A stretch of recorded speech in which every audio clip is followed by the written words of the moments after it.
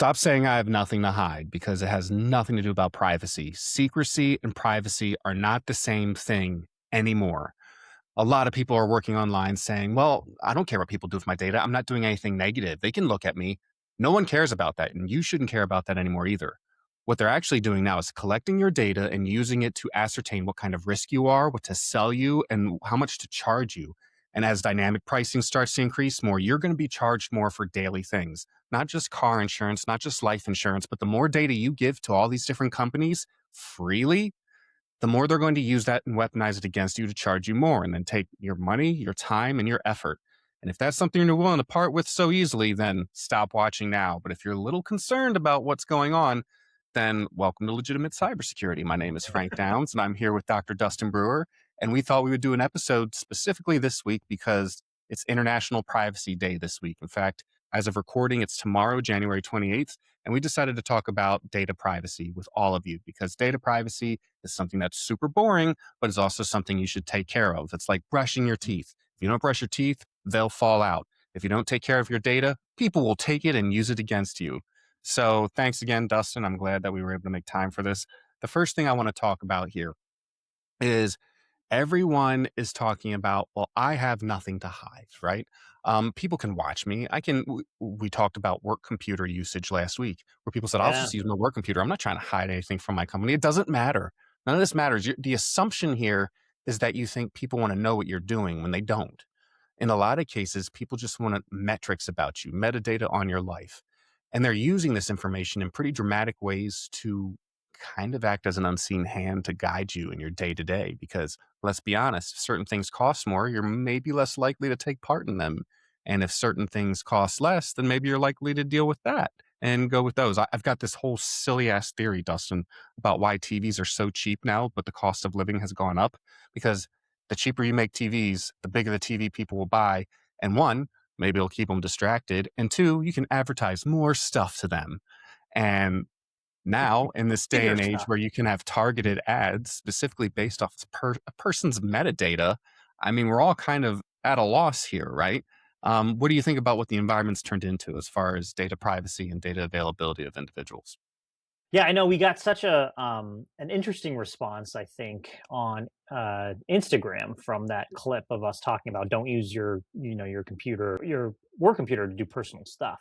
And people are like, well, I can't afford a computer, or I don't care if they see what I'm doing. They're not monitoring me 24/7 anyway. And I'm like, that we did not get our point across. that's We really that's didn't. not what we were We really that's not didn't. what we were Or talking maybe about it at couldn't all. all get across in a short. So maybe that's it. Right, yeah, shorts Whereas are we hard, throw right? random things into reels, maybe not all of the points getting in there. But I got to tell you Right. guys, it's me, Dustin, and two donkeys that are actually computers in the back putting this together. So you're going to get what you get.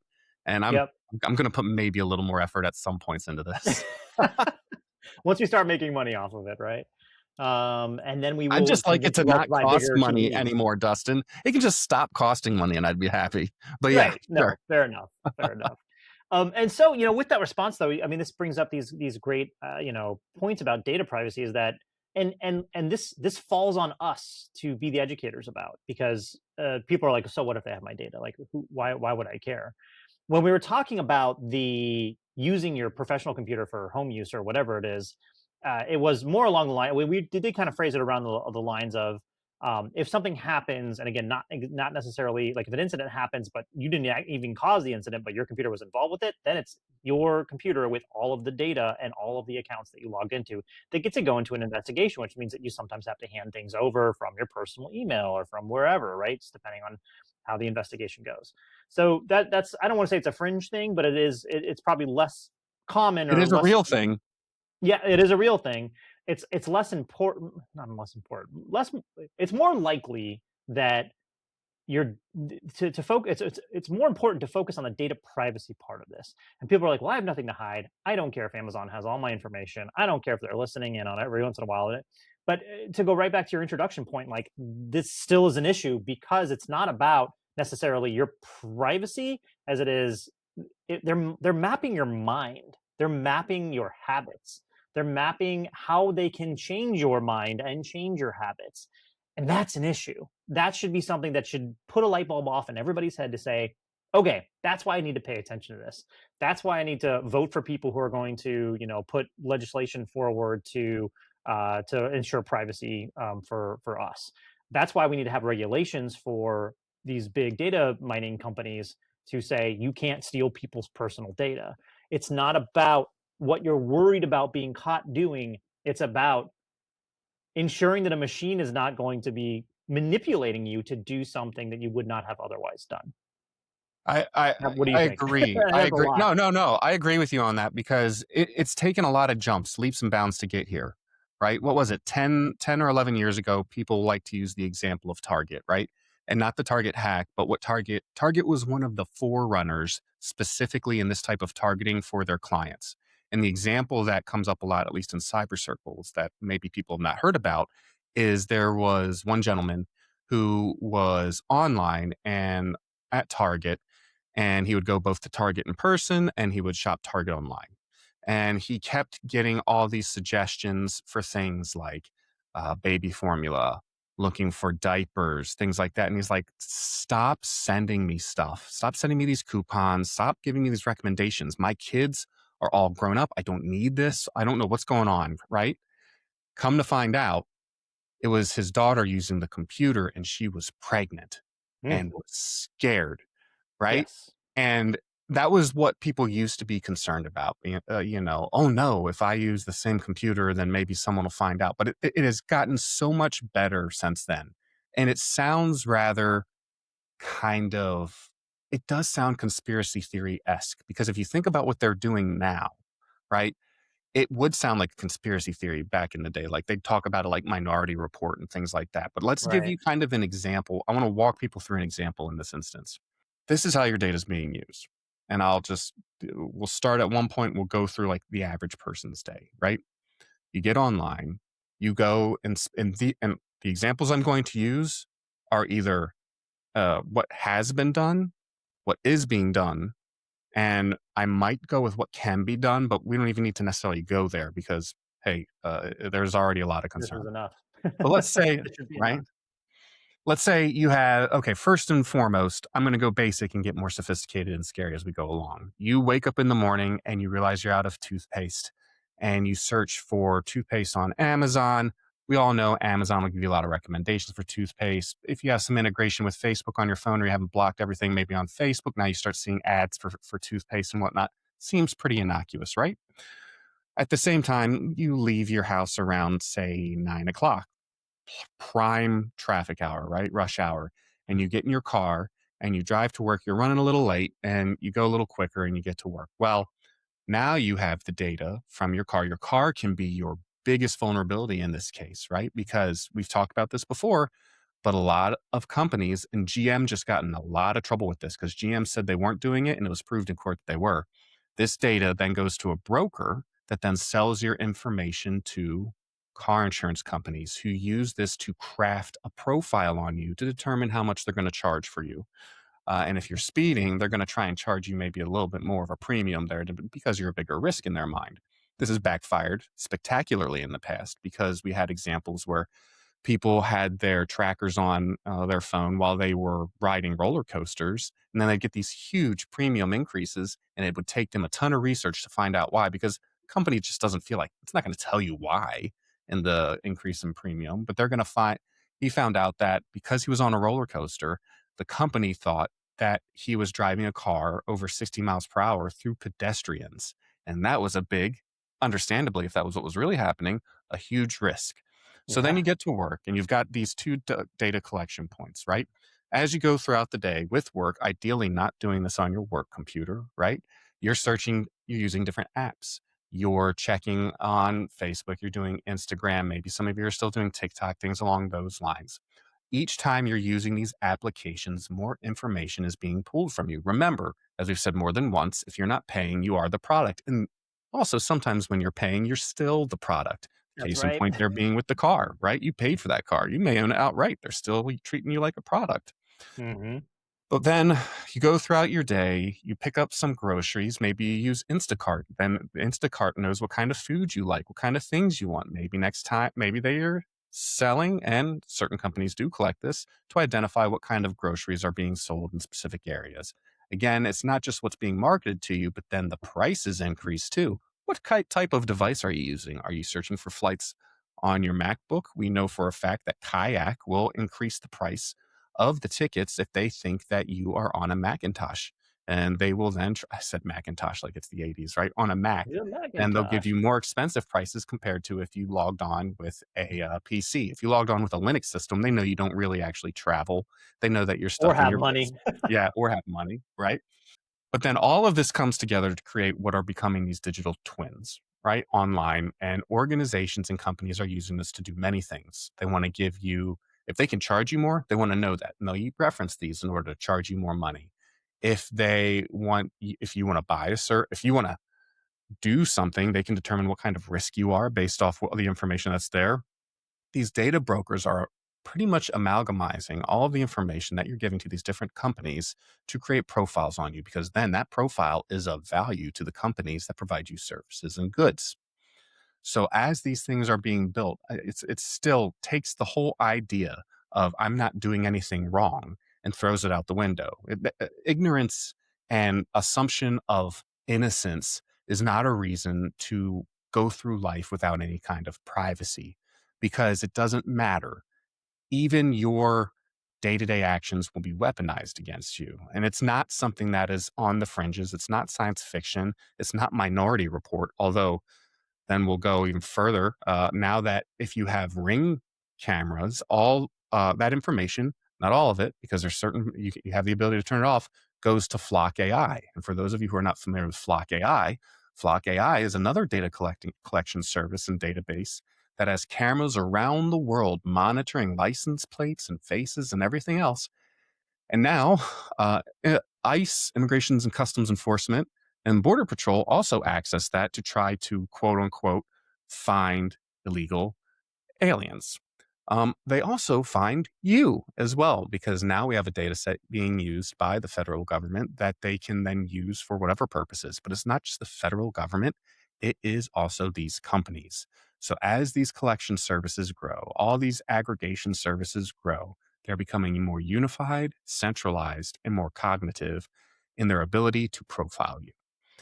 And as such, anyone who operates their day to day living under the assumption that everything's fine and they don't have anything to worry about is either being naive, intentionally ignorant, or foolish. And I guess that's my thought there, Dustin. You asked me a basic Bold question and I statement. got really too long winded on it. No, It's but really, I think yeah, the distillation of what you said, I mean, can basically be broken down into just think about using Instacart to go get your groceries. They've done experiments, like one-off experiments where they've had a group of people all using the same phone, all in the same area, go on buy all the same things, and their price tag varies at the end, even though they're buying all the same things from Instacart from the same store. And we're talking about groceries here. So they will change how much you are paying for a gallon of milk based upon your habits online. Don't get me wrong, it's really cool science. It's just incredibly, incredibly invasive and probably not the most um, ethical thing that an organization can do. So that's really a. I mean, you built a world around that, and I hope that at least one of the narratives you built struck a chord with the people who are listening, and yeah, and they can get that. I think the easiest one is just groceries and how much inflation was a really interesting is a really interesting phenomena. That's the amount of inflation we're happening right now, and has been happening since basically COVID and post COVID. Is really interesting, and how we've basically in the United States been able to somewhat keep it down, right? Between both administrations, it doesn't matter if we're talking about Biden or Trump here. I don't care. Both administrations have been able to keep it down for the most part, right? We've had beef go up, which is kind of crazy, and there's a whole bunch of stuff going on behind that. But for the most part, we've kept it together a little bit better than most other countries. Um, and with that, that's great, and having this kind of data is great to be able to help with that in the future. But when it's used against you, when it's used to get more money out of your pocket because of who you are, because of your habits, that's where this should be making you angry.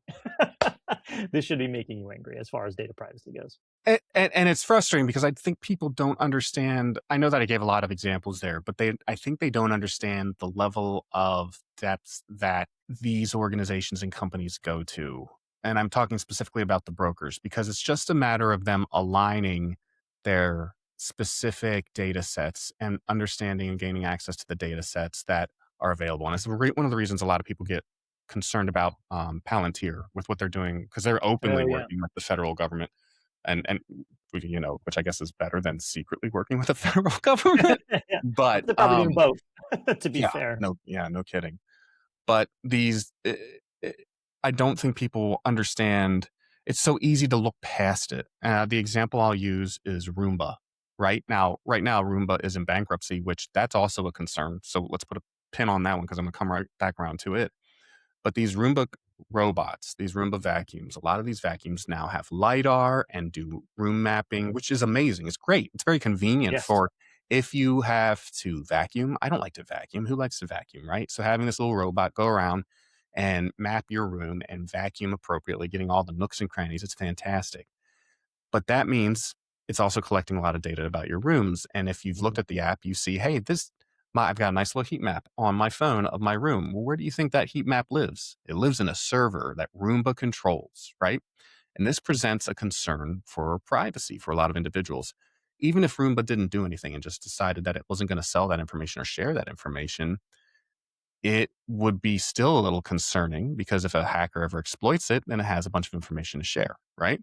For example, Spotify didn't share its songs with other companies or anything like that, but hackers still gained access to Spotify and made the world's biggest unofficial backup on the Pirate Bay. What was that, last month or 2 months ago?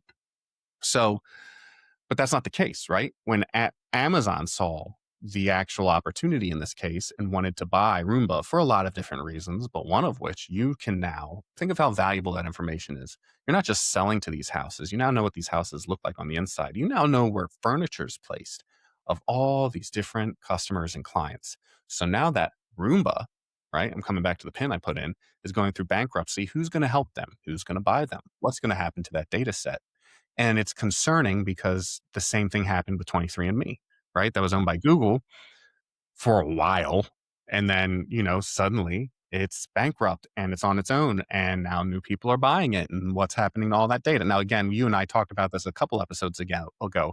I keep thinking I'd be fine I mean, like, if someone steals all that data, what are they going to do? Clone you? Yeah, that'd be bad. But also then, as we mentioned, that can present bioweapon concerns and things like that. If someone really wanted to do it and find a shared character trait amongst a certain population and then target just that, maybe all Americans have a specific gene that no one else, that other populations don't, or else they're primarily, I'm just thinking of James Bond villain shit here, right? But it is things that can be used against you. Not even And James Bond villain stuff, but, you think about insurance companies being able to see if you have a pre-existing condition. Right now, in the United yeah, States, you can't charge anybody anymore or reject anybody for coverage. Things are changing in America as far as healthcare goes. So we don't know what's gonna happen with that, and with that post data that we had, is that gonna now be sold to insurers if, that stipulation is taken off the board for us? So now, it's gonna be, "Oh, Dustin is a carrier for," you know, I don't know, some genetic disorder. Oh, well, we got to, him and all of his offspring, we got to make sure that we're charging them extra, or we're just going to not cover them because they're uncomfortable. They're uninsurable. It's yep. crazy. Yeah. But I And told that's a scenario that's not too far fetched. It's not.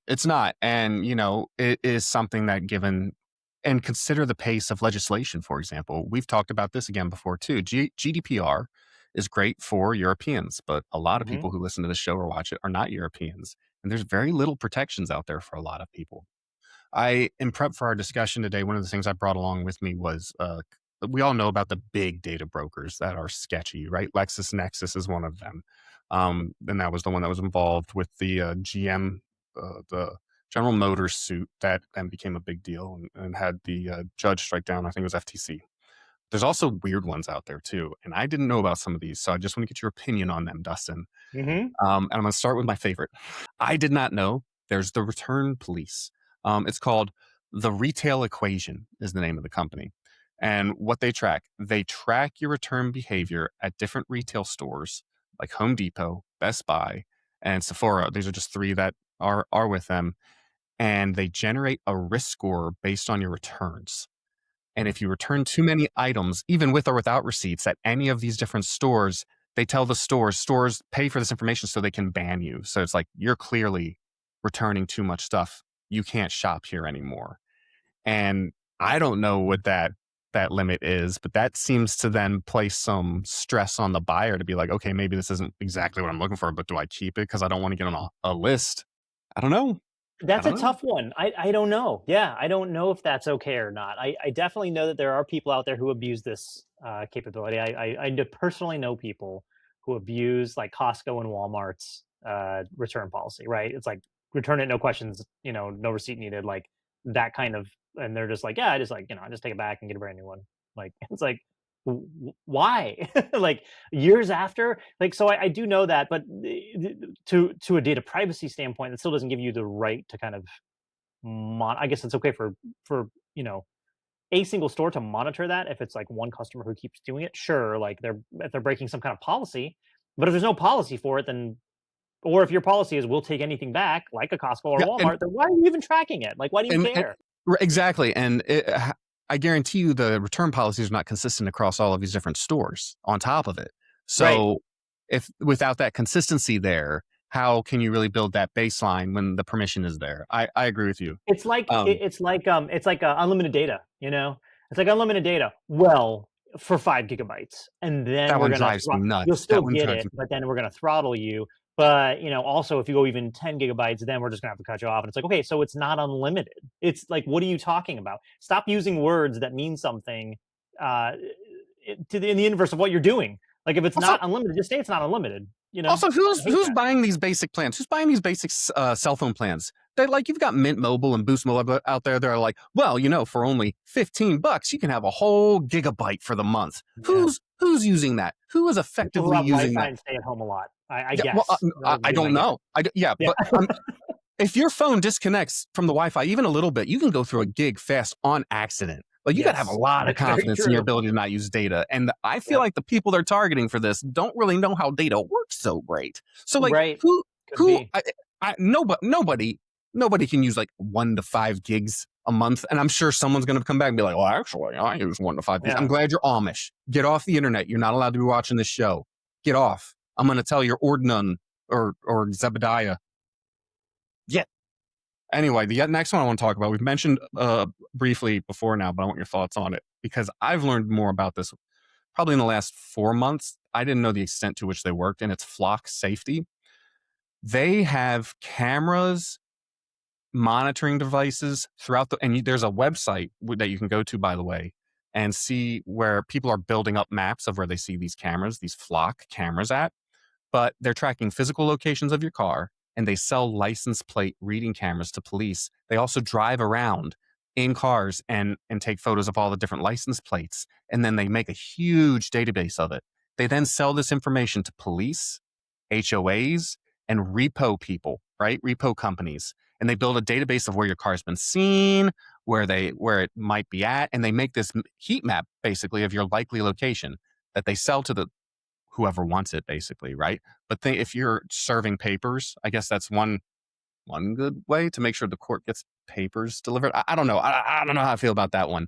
But they're building a real time database of where you likely are, where you live, although that's easier ways to get that, right? What kind of car you're in, where you're spending your time at. They're taking photos of places that you know, didn't Yeah. know your car was, or if someone's driving. I mean, it is a little unsettling. And this is kind of the one that makes me think more of the traditional Big Brother state than I've seen in the past. And I think it's ironic because there's been pushes for something like this to be built in the past, but it's been banned or shot down because it's like, well, that's too much money. That's Big Brother when the government tries to do it. But here's a private company that's doing it. And it's like this big loophole where it's like, well, it's just a private company and we can buy the data set. In fact, when Amazon got in trouble because Ring cameras now send information to Flock, right? To Flock AI, Amazon put out a note saying are saying we are not working with federal agencies and we have not sent any information to federal agencies and we're not working with ICE and we're not working with these companies. No, you're working with Flock, who's then selling that information. Yeah, Yeah. cool, Amazon. Nice, clever way to say you're not when you are, right? You're helping build this data set. And it kind of makes me a little uncomfortable, especially considering what's going on in general these days, right? With the misunderstandings of who's doing what and what people are Yes. doing where, and you can get shot just cause. So it's a little concerning. I don't know. What are your thoughts on one like that? Yeah, I've heard about these before. Obviously, we heard a lot about them during the Hong Kong protest in China for a while. Obviously, not a private company. That was because the government can, you know, watch you all the time because it's part of their thing. There is a privacy clause, but not for the government. This is for private industry. There is, but not, the government can get all the information they want off of you. Um, so yeah, I've heard of and I heard that there were some private entities that were starting to do this in the United States. Um, Look, it's a huge catch-22 because if your car does get stolen, then there is like there's some kind of tracking capability with that. If that's what law enforcement claims they're using it for. Um, and I know this is going to go right back to some people being like, I don't care if the government knows where I am all the time. I don't care about this. And it's so I get it. But again, this isn't necessarily the government. It's the highest bidder. So, or not even the highest bidder, just a bidder. It could just be somebody who's like, I pay $5.99 a month and I can track this person all the time. Yeah. I don't know what Yeah. their pricing model looks like, but if it's anything like that, this is it's just Dude, I think am about that with surprised. like ex boyfriends and girlfriends and stuff. Yeah. That's Facebook was bad enough that's back in the day gross. now, Yeah, now you and can track. MySpace. Oh no. Oh no, you don't need that. Like resentful people. Oh, Oh my gosh. gonna be a brave new world, Frank. Brave new world Brave's for our one young word ones. for it. Yep. Um, the last one I want to discuss is the Medical Information Bureau, the MIB group, which is a lot cooler when you think it's the Men in Black, but it's not. It's the Medical Information Bureau, and they specifically track all the responses from different insurance forms when you put in for things like health insurance, life insurance, and other things. And for those of you who may or may not have filed with life insurance, you may know, they ask questions like, do you smoke? Do you drink? How often do you X, Y, Z, and things like that. If you apply more than once and there's any inconsistencies, that's viewed by the MIB as a mark of untrustworthiness. And now your rates have gone up as a result. And I don't know about you, buddy, but when different companies ask different questions in different ways, I don't always give the same response because I think of Right. different things. Yeah. And if that's what qualifies as an inconsistency, that's a concern for me because I guarantee you there's no one going through all these things and, making the universal questions that everyone will be able to answer and think the same thing. What was it? Gertrude Stein said everything's subject to perspective. A rose is a rose is a Mhm. rose, right? Everyone thinks of a rose differently because they have a different perspective and, trying to just say it is what it is, it is what it is, it doesn't work. It doesn't work, right? And I just have this terrible idea that like you answer a health insurance question the wrong way, then 4 years later, a bank thinks you're a bigger risk as a result because you were untrustworthy because a company deemed you as inconsistent in medical form filings is Yeah. horrifying. Yeah. Yeah. I recently sent you an article too about some hackers who had hacked into uh, a therapist note-taking database in Europe somewhere, and they posted all of like the notes of people's private therapy sessions online, unless they paid a ransom. The weird part was that the company didn't even respond to it for like 2 years or something like that. So like everything had been posted by the time the users even knew about it. Really? But all of that was posted. And so now we're talking about here a private entity that is collecting some healthcare information, probably more than you think they are. What's funny about that is that we actually do have health information privacy laws in the United States. So whatever they're collecting, it must be within the confines of that, or not anymore. I Under don't the even know. I bet it's under the auspices of like freely provided because they've got small print somewhere of like you agree to share this information with us and our providers because that's another thing that really tangles my twists or whatever it is. I don't know. That's not the right way of saying it. Twists my I tangle. know what I you don't think I mean. just made that up. I don't know. That's another thing that really irks me is the 20 to 30 page longs end user license agreements that you have to agree to just to use basic services now. And a lot of which includes that, what is it, the non-suing clause, where it's like the arbitration clause and all that stuff. It's basic things that are becoming rapidly table stakes to function in society. You have to agree to these EULAs that are absurd, but if you don't agree to them, you can't use the service that helps you function on a day-to-day basis. It's not like there's an easy yellow pages out there anymore. Everything's online. So You have to, it gets back to my point we've talked about more than once, where you're sacrificing willingly, although you could argue it's not willing. You're sacrificing parts of your identity and your soul just to get basic functions here. Yeah, And and it's but this go frustrating. ahead. No, Yeah, no, it's this frustrating. is a good segue though, because as we are a cybersecurity podcast, the question now is how do we protect against this? Well, I'm so What do we glad need to you do? asked that. Yeah, what do we need to do? So Frank, take it away, and then I'll give my All right, opinion. what do you do about this? Dustin and I have had a lot of fun with this because we've been doing it for a while. One of the most enjoyable things that have done online, and I'd say in the past 10 to 15 years, is what we're going to call and tell all of you as data pollution. Don't want people to know who you are, pollute the data because it's too late. You have to use this information in order to ensure that you can function a day-to-day life, but you don't have to give them specific information. You certainly don't have to give them your information, or you don't have to give them direct information. So there's a Mhm. couple different ways we can instead just pollute the data sources. The goal is to make it unreliable, at least just about you, because the last thing you want is for them to have a consistent pattern that they can use against you.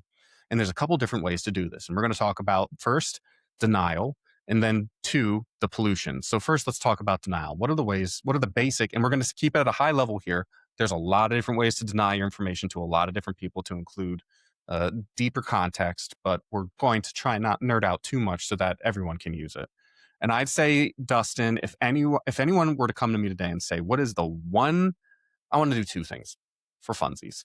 What are the two things that you can do in order to protect your information? I can take to protect my information online. There are two things you can do to protect your information online right now from these invisible data brokers who are using it against you. First, you can download a browser like Brave or Firefox that has specific and easy to use capabilities to deny most of the trackers online from tracking you. Then use progressive web apps instead of the applications for all the services that you use. That's another way to do it. And then use that browser for the majority of your work. Second, and I know you probably are tired of hearing this, it's VPNs. If you have a VPN, VPNs are cheap enough and easy enough to use that they can help obfuscate the majority of your activity online. And that means your phone, that means your computer, that means your tablet. These services, and I know I use Nord. Do you use Nord still too? Yeah, there's Nord. There's also, what was it, Data Shark or Surfshark or whatever. There's a lot out there. I don't There's a really care ton. which one you Yeah. use. Just find one you like. But Nord has been a proven one for me for almost a decade now, and it will obfuscate and encrypt a lot of your information. I'd say so. A VPN and a basic browser change will help you, I'd say, at least reclaim more than 50% of your activity online and help make it difficult for these organizations to track you. What else? What do you think, Dustin? What are other tips? Yeah, any kind of browser that can do in private browsing, but you're right, Brave and Firefox specifically have things that kind of block cookies and block any kind of ad tracing. If you're like, oh, that sounds too technical for me, when you go onto a website and it says, I agree, or check my preferences for cookies, check your preferences for cookies. Like, just get on there and say only necessary cookies. Do that. It takes 2 seconds to do, and I know it's kind of a pain in the neck because you're already trying to load something up and you're in a hurry and you want to see what's on the damn web page. Go and click on those settings real quick because it'll always pop up and say, is it okay if we, send you all these things? The easy button is I agree. The thing they make hard is going in there and choosing something. Usually, and deselecting things. Usually, they have a really quick button that's like only necessary cookies, and that has to be clicked, and everything else is unclicked. And then you hit save, and then away you go. Sometimes they make it more difficult, and I know it's a pain in the neck, but do it. Do it. And Stop then letting keep them in track mind you. what website that wasn't as you move forward, because if they're going to keep doing that, you don't need to use that website. That data's out there. Trust me, you can Yep, find it another way. absolutely. So there's that. You mentioned VPNs. That's great. If you want to go really crazy, you can always use Tor. There's Orbot for Android and iOS, so you can kind of Tor your entire phone if you want to. So make Be it go through the careful onion on that harder. dark web. Be careful Yep. though. Don't Yeah, go yeah. too Go to far. regular websites. Don't go to the .onion websites. Do whatever you want. We're kind of a free society. Um, Kind and of. I like the kind of qualifier there. Yeah. yeah, we got to qualify things now, right? Um, so there's those two things. Simple things, and I think most of these are turned on with phones now, where they like, randomize your MAC address, MAC address randomization. If you don't know what that is, just turn it on. It's worth it. That can And kind I of cause know problems sometimes, specifically but to follow up on that with iPhone, mhm. as an iPhone user, I can literally go in and under what is it, settings, privacy, app tracking, I can turn it off so that the apps can't track me. Is there something similar with Android? I haven't used an Yes. Android in a hot minute, so you know. Yeah, and that brings up a good point with Windows, Android, anything, especially Windows 11, 10, and 11. When you go through the setup process for Windows 10 and 11, it's going to ask you a bunch of questions. Most of them are default on. Turn all of them off. They don't need to know your location. They don't need to have special ad, tracking for you. None of that is things that actually will hinder any kind of functionality within Windows 11. I'm sorry. If you're using your computer as a GPS, uh, figure another thing out. They don't need to know your location. So there's issues there. And No, sorry, you're gonna and say something. Go ahead. you yeah, use an obfuscation service too. When you're signing up for applications, use an obfuscation service if it's available to you. For example, I know Apple users have the opportunity to hide their email. And what it does is makes a random email address at Apple Relay, I think, .com. And then all the email that goes back and forth through that, right, is sent to you. So then when you log in, it autofills with that random email and then that random password that was auto generated for you. Now, the requirement here is you have to stay on the Apple ecosystem, and they love it when you do that, right? But it obfuscates your personal email so that that doesn't go to the service that you're signing up for. Yep, It is a blessing and a that's curse great. because I used mine for what is it for New York Times, the New York Times crossword service that I signed up for. And if I try to log into that on anything else outside an Apple product, I am hosed because I don't know how. I've even tried to type it in just right, and it's not working for me. So, And bringing it mm, back to cybersecurity, we are talking about the CIA triad here. So the more confidential, the more confidential you have, the further away you get from availability, right? Or maybe not so much integrity, because I'd like to think that those two kind of go hand in hand. But either way, you're going to get farther away from the A on the triad, right? So that's for the you nerds out there. For the rest, of you just know that they're it's like saying you can make something fast, cheap, or good, but you can't have all. You can only choose two of those things. You can't have all three of those things. That's like the CIA triad for cybersecurity. You can have confidentiality, integrity, or availability, but you can't have all three of them all equally at the same time, right? Like you I got to love have that three of phrase. I those. put that Yeah, phrase in like my work life up there with 9 men can't make a baby in 1 month, right? there you Just go. because you add more effort doesn't mean it's gonna make the product happen faster. There's I certain like things that that. just need Yeah, time, right? I like that. And Um, and yeah, yeah. So last tip from me, and this one is a little bit more nerdy, but it's not really that hard to set up. Private DNS with ad blocking capabilities. There are services you can sign up online for that. You can create your own. Frank and I have talked about Pi-hole before several times. You can spin it up if you're tech savvy. You can spin up a Docker on your local network, or even just have it installed on your local router. If you're using OpenWrt or something like that, you can create a Pi-hole from buying a Raspberry Pi and then getting the OS and downloading it, and then downloading all the block list. The easy button is a private DNS service. And then all you really have to do is on all your devices is just make sure that you're putting in your private DNS when it's making a call out. That's going to block any embedded ad trackers that are going to be there. It's going to sometimes be a hindrance, and I think I've talked to you about this. Where like the biggest problem it causes me is if I go to Costco or if I go to Walmart and I try to get on their Wi-Fi, they're like, we don't support private DNS because they want to be able yeah, to track you.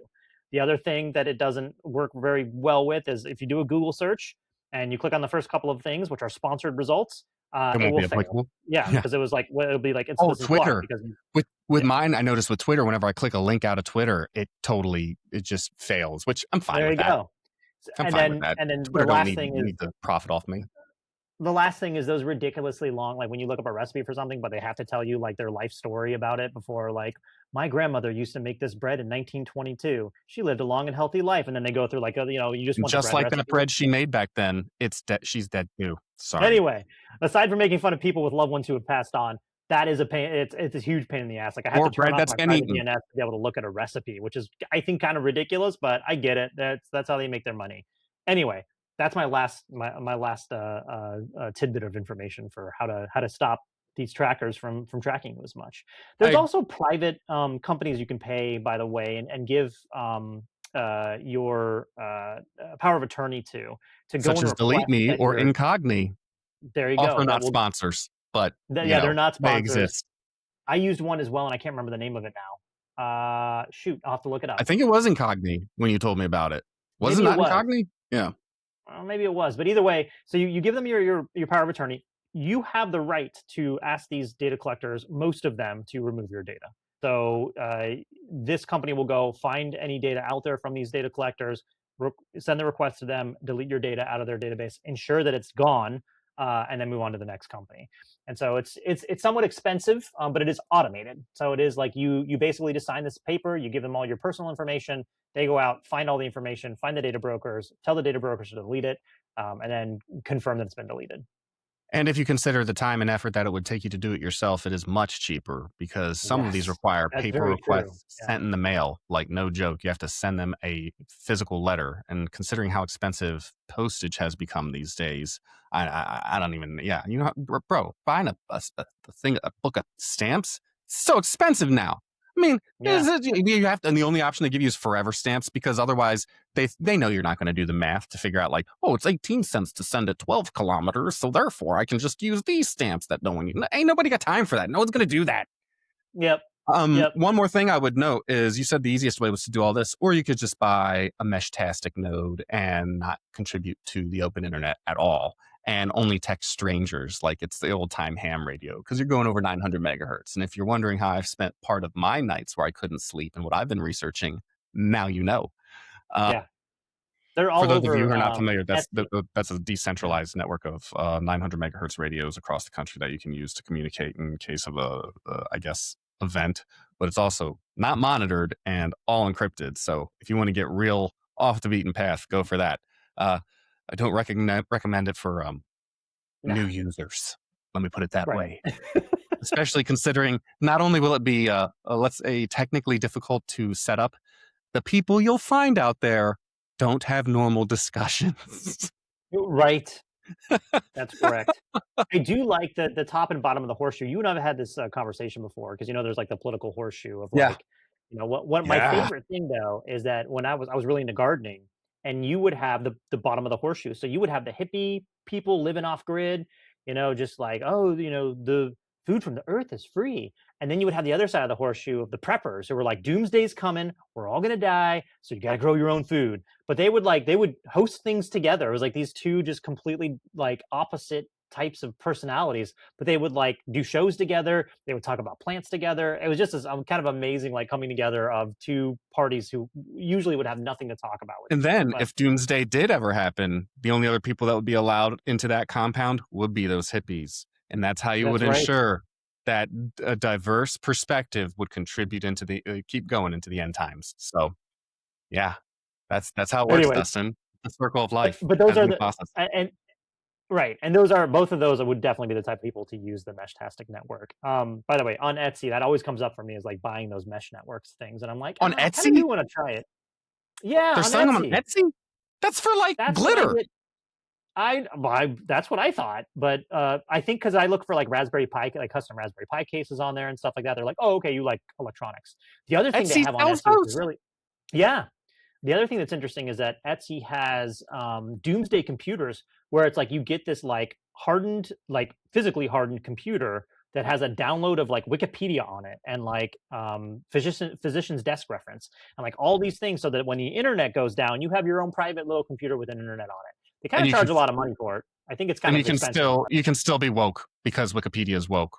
And There you I would go. never use Yeah. that computer. I don't know No, what you're these talking people about. are, yeah, I don't know what they think about Wikipedia, but they got it downloaded. So if you need Bro, to, we yeah, should do that. That can be our new hustle. Just make like okay. computers full of like random images of stuff we're like, nah, you need this. Because I'm pretty confident I know the types of people who are buying this doomsday computer.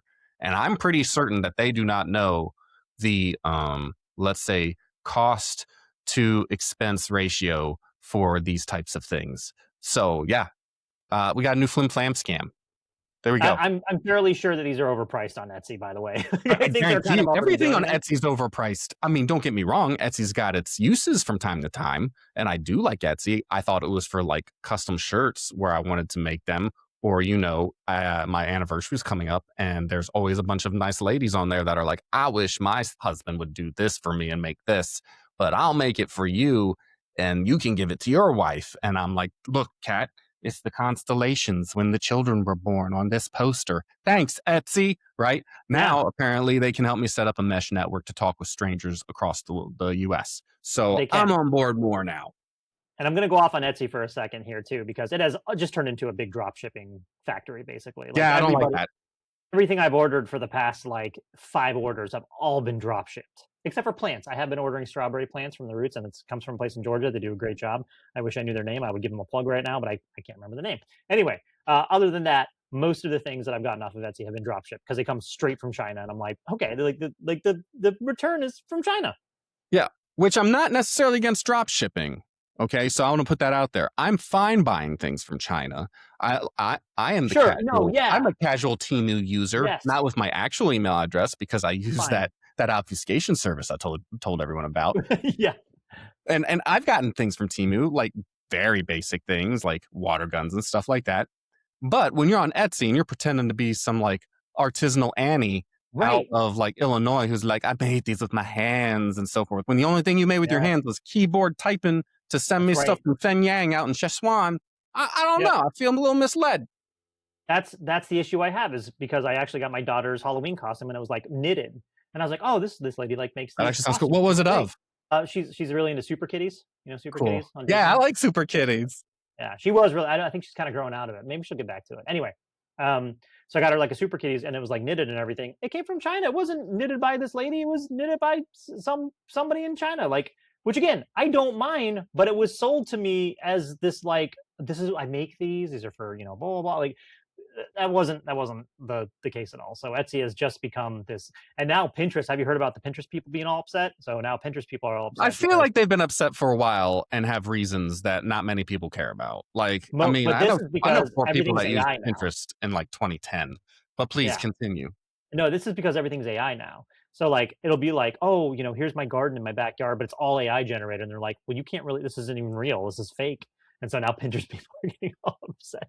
It wasn't until you mentioned that I remembered what Pinterest was for, and I still hate it. Just, well, this is a place to pin pictures. This is fake pictures. Oh, I hate it. And I'm like, that's right. That's what Pinterest was for. So you have ideas and you pin them. People, that's right. Brides would use that for ideas for their weddings. And they'd be Yeah, like, what sure. do you mean I can't get a floating ice sculpture that defies gravity? Look, it's here on Pinterest. I want it. Oh Yeah, my well, now it's gosh. even crazier, right? And I used to do this because again, going back to gardening and homesteading. So like we had goats and chickens and everything, and Pinterest would always have great articles on stuff like I that. miss And your goats. I know, yeah, me too. I had no personal connection to them, but I like the idea of you being a goatsman. So I don't know I'm what just that's a called. simple A goat farmer. herder? I don't know anything about cybersecurity. Like farmer. Yeah. And this just goes to show all of you, whether it's Pinterest or something else, don't believe anything online except us. Yeah. This probably should be like, especially us. And that's how we got canceled. Bro, if we haven't been canceled yet, no, you know what? We're on some data broker list where they're like, don't We listen to definitely these are. people. Yeah, Like, we're getting we're on doxxed. so many lists. We've been on lists forever, though. Like when everyone's like, oh, that's True. going to put you on a list. I'm like, great. Probably going to be like a redundant entry at this point for the amount of Right. lists. It's been normalized for us for sure. Like you and I are like, oh well, our data's gotten stolen We've again. We are utterly bereft of agency and identity. And here we sit trying to tell people how to Trying to tell protect everybody theirs else how to stay when private. we Yeah. haven't protected a damn thing. Oh, well, anyway, till next time, Yeah. stay safe. And keep on cybering. Yeah, keep on cybering. Thanks, everyone.